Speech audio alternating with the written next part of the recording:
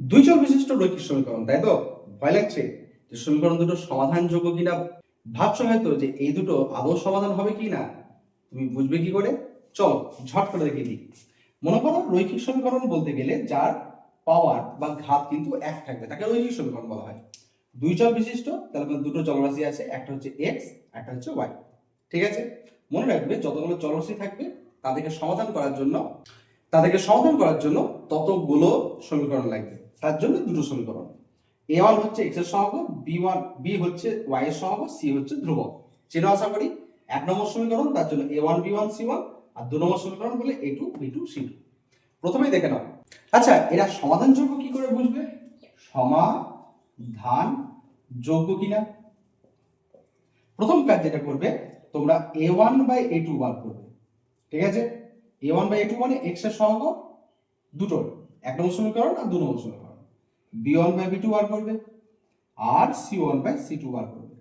এই তিনটা মান বার করার পর যদি দেখো a1 বাই a2 এর মানটা b1 বাই b2 এর সঙ্গে সমান হয়ে গেল এবং সেটা c1 বাই c2 এর সঙ্গে সমান, তার মানে এর অসংখ্য সমাধান থাকবে। অর্থাৎ সমীকরণ দ্বয়ের অসংখ্য সমাধান আছে।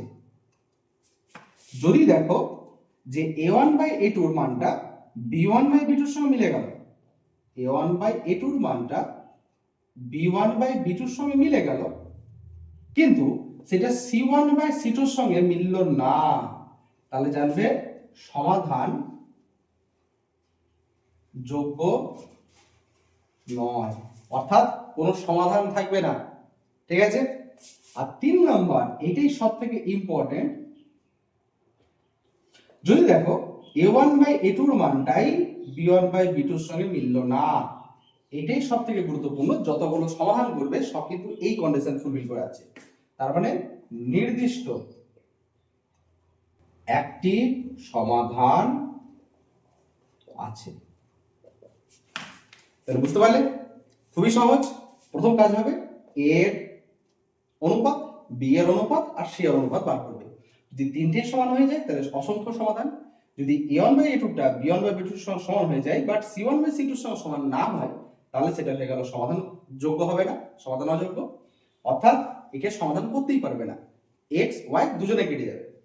আর যদি দেখো a1 বাই a2 এর মানটা b1 বাই b2 এর সঙ্গে মিললই না, তাহলে জানবে সেটা সমাধান থাকবে এবং সমীকরণ দুটো সমাধান করে x এর একটা উত্তর পাবে, y এর আরেকটা উত্তর পাবে। ঠিক আছে, চলো